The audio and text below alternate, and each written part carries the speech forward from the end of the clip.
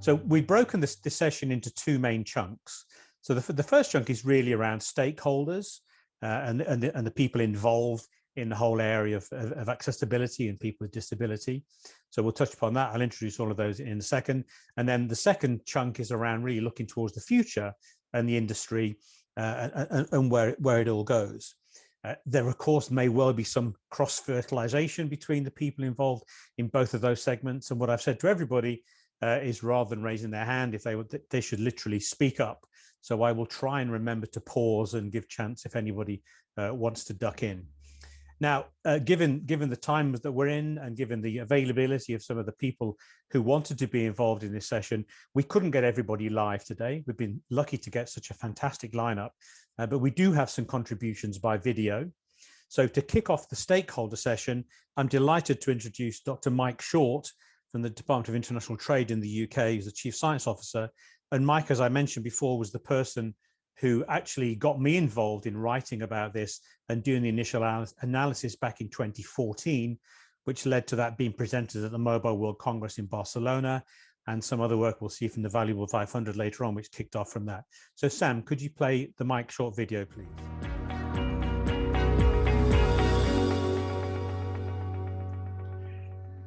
So Mike, thank you very much for joining us. Having initiated the research that I carried out in 2014, 2015, can you perhaps share with us your thoughts on the report and the progress we've made, and perhaps any areas that we missed? The innovation has clearly moved on. We can now see not just devices, but also apps and wearables. But I think what we don't see is the uptake in demand, which is really quite strange. Perhaps it's the sales channels not being aware of the range of innovations that have occurred and the solutions available. But I would also add there are two other markets that are adjacent, which make the market even bigger. So if we think about the market for the elderly, where some of the solutions are as important for the elderly as they are for people with disability. And also if we think about the health market, clearly that's showing more interest now than it ever was. And some of those health market areas to do with chronic health conditions, or maybe apps to solve some of the health areas, are really showing an uptick, perhaps because of this pandemic. It's fascinating, isn't it, that the area which was so focused on a particular defining factor of the mobile device and the fact we're focusing on accessibility, but the more inclusive design starts to bring us where, yeah, it expands the market. It becomes part of every market rather than a specific market for a particular disability. Well, the mobile phone is the most inclusive electronic product on the planet. And together with the internet, there are many more solutions. Clearly, issues of security and privacy need to be taken into account. But actually, these solutions are available to everybody, but they need to be understood and explained, which is why I think the sales channels might need to do a bit of a lift in this area. Yes, and in fact, it brings the issue that we've mentioned in the report about the channel in terms of the third sector, the charitable players and their relationships with the people with disability, but also the technology players, because the mobile companies do touch such an enormous proportion of people on the planet. But also we need to get even more affordable devices into those people's hands and educate them how to use them and how to use those apps. I think the affordability is coming along because of the economies of scale. You know, we have far more economies of scale in the mobile phone and the internet industry than other industries. But the awareness still is lacking, and more work could be done to raise awareness. I think businesses and initiatives like the Value 500 are helpful to actually raise the business awareness in this area. But I think more needs to be done, particularly with the user in mind. Yes, and we know the range of users, the range of disabilities, the range of abilities, should we say, in terms of being able to use devices, especially as you said, in the elderly market and people who perhaps aren't as familiar with devices. But hopefully that education side comes through as children come through school using devices, whether iPads or smartphones and so on. So I agree with you. I think the landscape is looking promising. But from your point of view, working as a chief scientist in a government department. Where do you see the innovation coming from? I think the innovation comes from everywhere. I don't think there's a lack of innovation. I think government has some role in this area, but I don't think they should necessarily lead the innovation. Some of the notable improvements in things like text to speech or speech to text have come through research, which may have been funded by government. But I also think that some of the areas about awareness, government does have a role, particularly in education, as you said earlier. And I also think areas like type approval, it's quite difficult to do type approved devices from a complete disability perspective. But encouraging the inclusive design, I think, is a natural role for government. And already we see attention to that with some of the disability legislation that exists.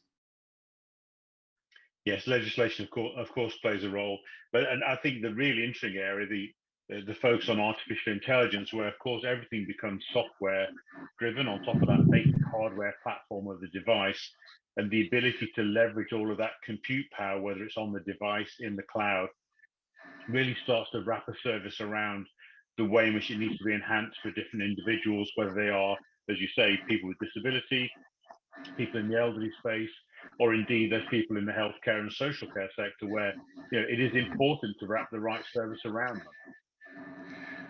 Well, I think social care is important because actually when I think about the health and wellness market, clearly we're touching everybody's home, everybody's lives.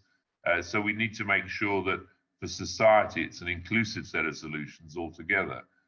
And that's why I don't think it's government alone that should be promoting this. I think it requires all the channels to really harness the innovation that's come along. And there will be more innovation, of course, which makes it complex.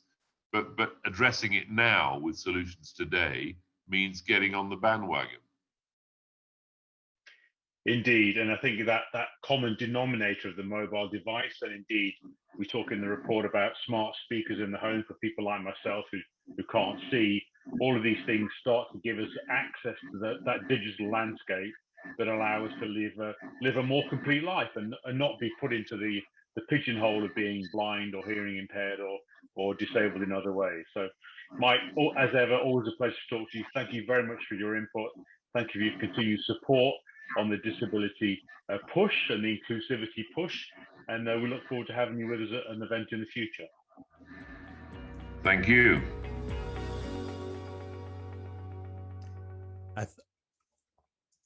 I think you'll agree, Mike brings a perspective there from many years having worked in there and seeing the innovation side growing through. In the second sort of half of the discussion, we're now going to move into the industry in the future.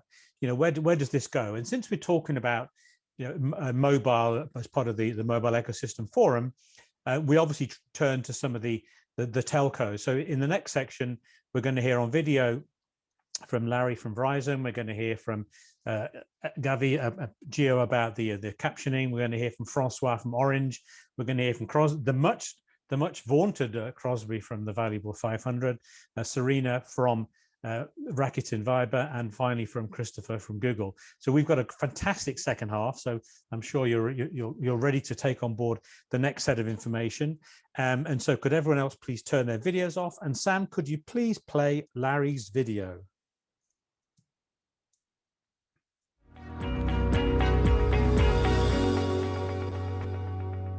Larry, welcome to the MEF event. It's a pleasure to have you with us. Can you give us a bit of background about where you come from, your experience in accessibility, and your role at Verizon? Absolutely, and thanks for having me on. I am based in Boston, and I've been in Boston for quite a while. I am head of accessibility for Verizon Media, which is a division of Verizon Corporation.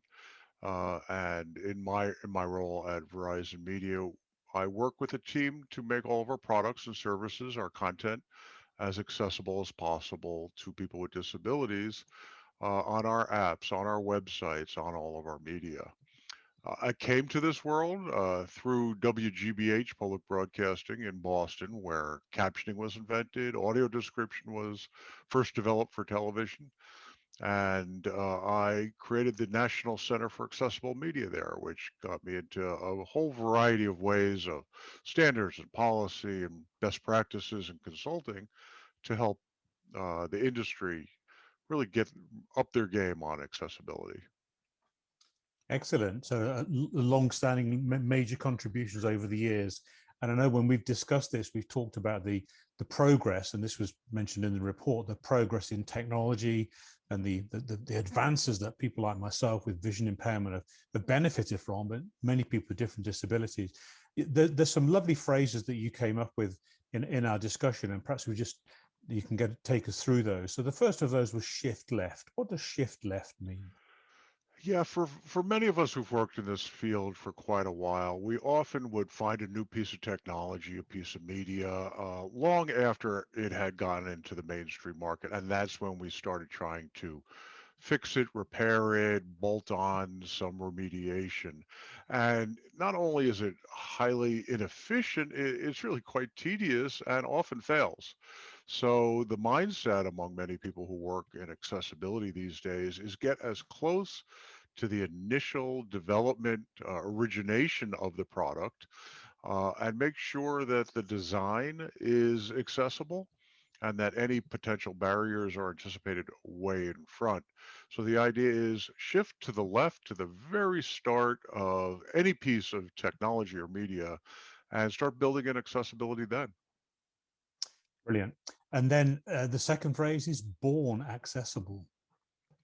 Well, even before the concept arises, you should be embedding accessibility into your mindset.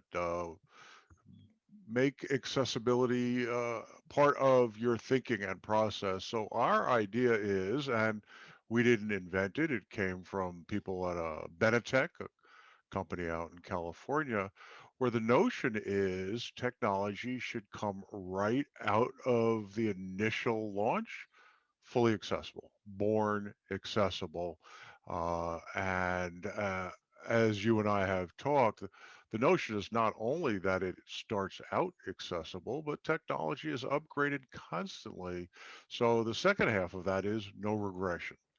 The notion is do not break the accessibility when you're upgrading your product. And it just happens way too often. And this is where we hear from our users with disabilities who say, please don't break it. You've finally gotten your accessibility right. And then you did a .2 upgrade and I'm starting all over. So no regression is almost as important as born accessible. And I think especially as we move into this era of more software centric design, we're moving away from dedicated hardware in many cases, that software issue, it's so easy to update software. And in the world of IT, we talk about DevOps and moving away from the big old waterfall approaches. So by definition, it's even more critical to have no regression when we refresh apps and move things through the system.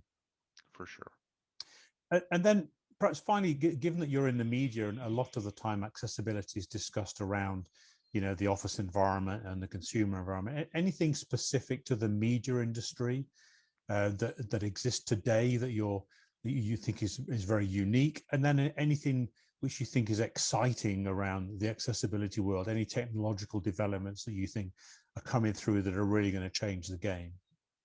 Well, I think things really have changed. As much as anyone who relies, for instance, on closed captioning or audio description may be frustrated on a daily basis, when I first started in this area, trying to get television networks to close caption their media, and this goes back to 1985, it was a struggle trying to convince producers of make sure captioning was built into the production pipeline.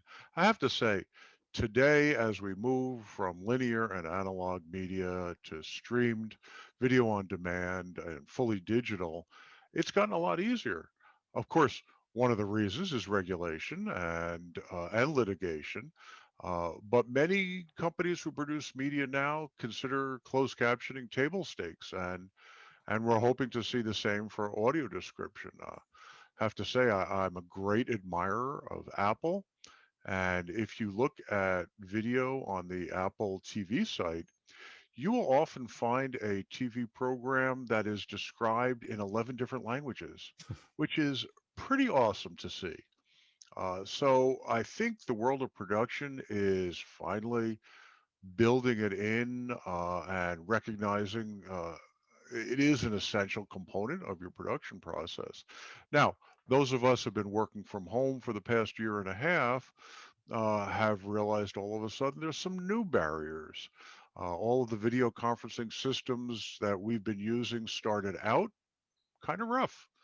But I have to say they upgraded and got their act together pretty fast so that now we'll see captioning that is widely available, either using automatic speech recognition or human captioning, which often is still better these days, though ASR is getting better. I'd say it's not quite ready for prime time yet in a general notion. Audio description still is lagging again. And as we start rolling out new forms of media, I think though virtual reality technologies have been around for quite a while, particularly in the gaming world, there is a really growing interest in how do we make what you might call XR, augmented reality, virtual reality, extended reality, fully accessible to people with sensory disabilities, physical disabilities, cognitive disabilities. And I've been really lucky to collaborate with a large group of people through our XR Access initiative. And people can find information at xraccess.org. And we are seeing some amazing, brilliant, innovative ideas that are just now going to be implemented in the marketplace on captioning in a 360 environment, description that is served up to you via hotspots in a virtual world, haptic feedback. There's just so many opportunities. Anyone who's interested in innovation, the virtual reality accessibility is really fun. It is great, isn't it? When I did the original research into this in 2014-15, I quoted the $6 million man and said we could probably do it for $100,000 in that time. I suspect that price is coming down even more, and with your XR, I'm sure that will help tremendously. Larry, you've done some fantastic work in the area. Thank you very much for that from those of us using a lot of it. Keep up the great work, and we look forward to interacting with you again in the near future. Happy to be here. Thanks for asking. We now have input from François-René Germain, who is the Group Chief Accessibility Officer and Head of Innovation at Orange.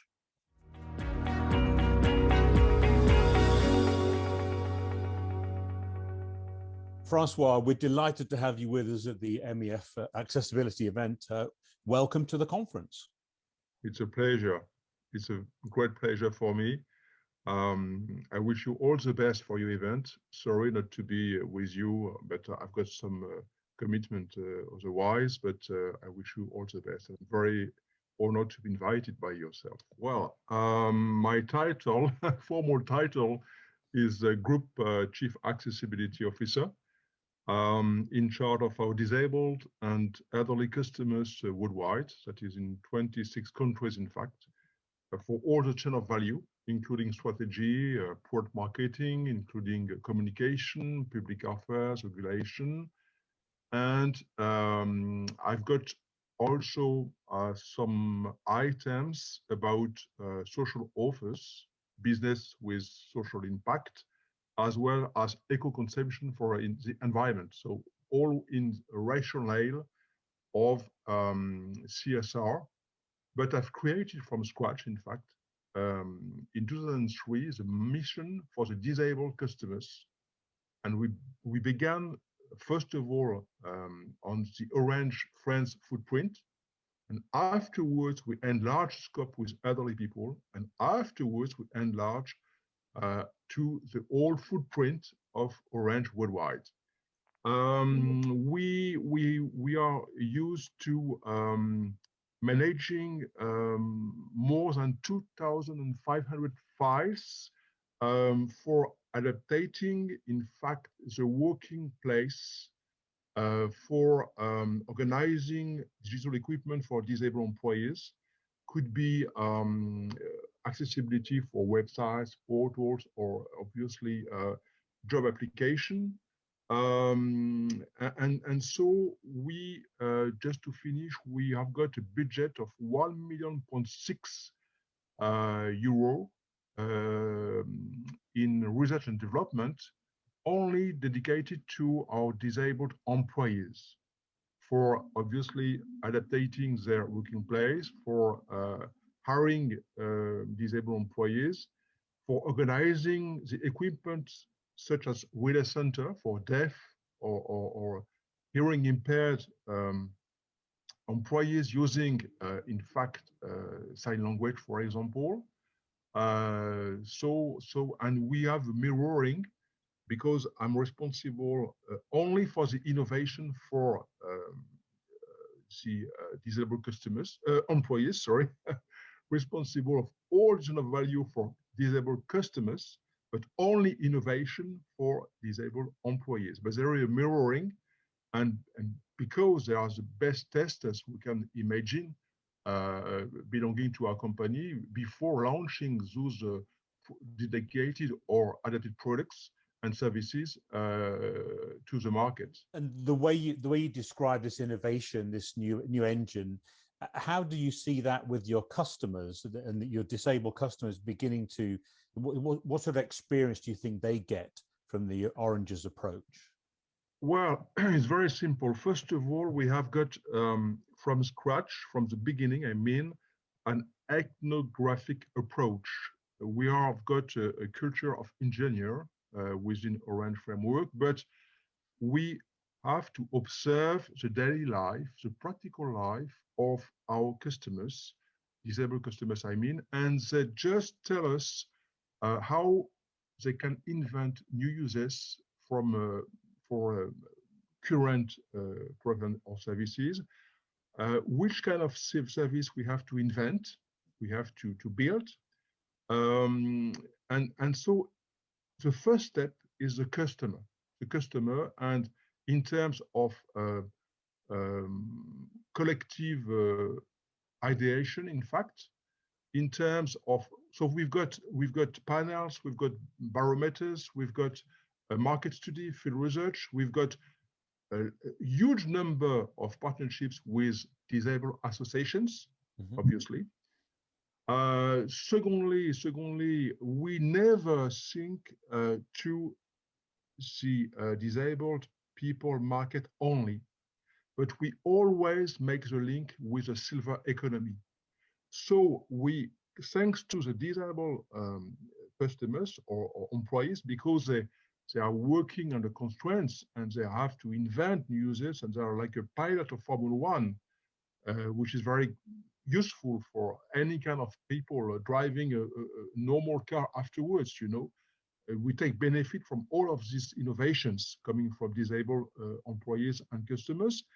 And so we are capable to integrate accessibility thanks to all of these requirements and all of these remarks coming from this network in our products, mass market product and services. It means that we are working in the same spirit for disabled customers and elderly people, you know, and so it's what we call, but everyone knows that the name, I mean, it's designed for all, obviously, approach.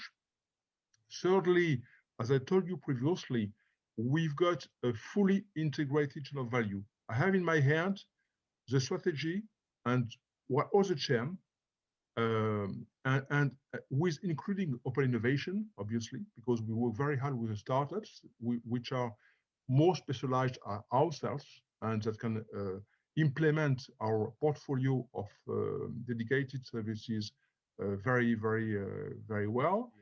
So we put humanity in our customer relationship. We put humanity in our retail shops network. We put humanity in conceiving our products and services, and we never forget that we are first of all human being, And thanks to disabled people, we can invent more and more that we can imagine. Francois, thank you very much for your time. We're delighted you could contribute to this event. Keep up the great work at Orange, and I look forward to you sending me a pair of those glasses in the not too distant future. Thank you very much, and good luck for your event. Thank you. Bye-bye.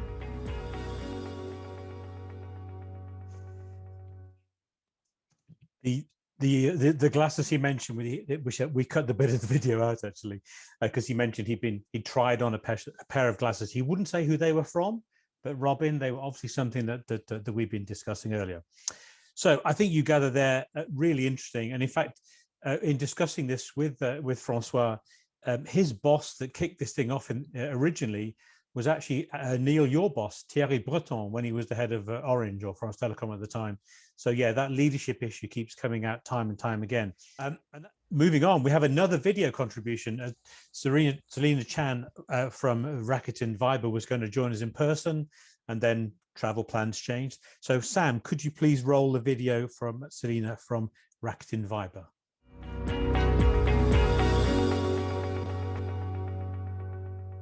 Hi everyone, I'm Sirena. I'm the International HR Director at Rakuten Viber. First of all, thank you so much to Susan and Chris for putting together this discussion. I really hoped that I could have joined live along with a great panelist, but nonetheless, I'm excited to be speaking with everyone on the very important topic of accessibility in the workplace, specifically Viber's take and the challenges of inclusion in the global atmosphere. At Viber, we're 400 employees spread across the world in Western Europe, CIS, Central Eastern Europe, Asia Pacific, as well as over in Israel. We are still growing in terms of headcount and global offices. We are lucky to say that we are diverse in many aspects and proud to say that as an employer, we are fair and equal. This is deeply rooted in our DNA as a company. We have been nurturing this internally and have been quietly doing what we know is right and is needed to be done. We don't necessarily have these shiny employer branding programs that showcase our diversity, inclusion, and equality. Rather, we choose to ensure we are developing this value at the core of our HR practices when it comes to recruitment processes, HR conversations, and much more. Many may see this and say that it's a very passive approach, which is not at all our take. As we see it, equality and fairness in the workplace does not and should not start and stop with external marketing. It needs to be at the core of the DNA, seen in the practices, in the conversations, and further from that, really grow with the business. In the case of fairness and equality in the workplace at Viber, it's built on the character of the first line of defense, the gatekeepers, if you will. This is our leadership team. This is our hiring team. It is built on the common values and experiences that a group of individuals actively chose to amplify in the organization. They set the tone for this value, and they set the tone that it should not be a debate at any level of do we or do we not consider someone with a disability for employment. This value that we have created needs to be protected. As I shared, Viber is also a growing company, and we too need to find ways to best preserve our best practices when it comes to this value. And one of the top things that we focus on is prioritizing questions, concerns, comments coming in about fair opportunities. It's never a let's talk about it later type of conversation, being that equality and fairness is currently deeply rooted in our company. We also realize that it is something that can quickly disappear if we let it. So we always make sure that this is something that we make time for and that we take very sensitively, and making sure that we involve stakeholders in the right conversations as well. In addition, we do make it our responsibility to take the time to understand the markets that we employ in. The topic of equality in general, and more specifically accessibility in the workplace, is not perceived the same in all corners of the globe. So in many places that we are, exploring or looking to hire, it is different from country to country, region to region, even sometimes city to city. So when it comes to recruitment, for example, we can see, that in some regions, age, gender, disabilities, and many other very personal details are required in CVs. It's not in our purview to judge, but it's more so for us to share a perspective that as a global company, that we do not need this information and that we are in no way using this information when we are looking to process your CV, when we're interviewing you and considering you for the role. Another example being that in some regions, some employees are and may not be as open to share about their disability because of the fear of shame, based on maybe their previous experiences, maybe based on the local culture. But it's on us as a company to be sensitive, to be active, and to be personal with that individual in terms of sharing available resources and making sure that they can thrive as much as possible, whether it is in the interview process or within the company itself. So with that said, I want to leave the message, especially for growing organizations, that it's not about appearing to have things figured out. It's really about being open to advancing and finding a way to allow for such topics to be deeply enrooted and to truly be able to say that this is the value of your company. On top of that, it is about bettering ourselves to serve the communities that we employ in and that we are part of. Thanks for everyone's time, and thank you again to Chris and Susan for organizing this panel and discussion. I hope to be talking to many other industry members regarding fairness, equality, as well as accessibility in the workplace. Take care, everyone.